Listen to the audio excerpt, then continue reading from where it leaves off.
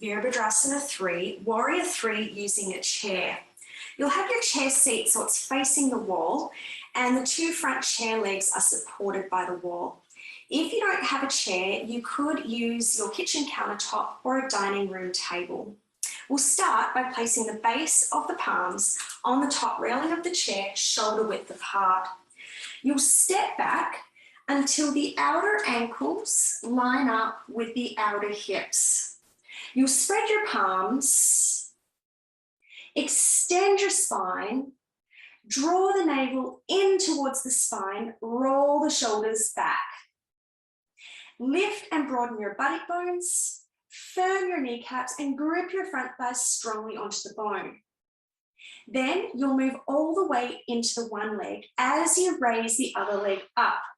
You'll raise the other leg up from lifting the front thigh and pressing out through that heel.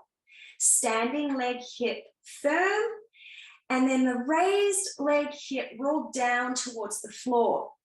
Final position, extend the arms away from the leg as you look towards your chair seat. Then you'll lower the leg down, change sides, walk in and come up. Thanks for watching. Happy practicing. Any questions, let us know. Namaste.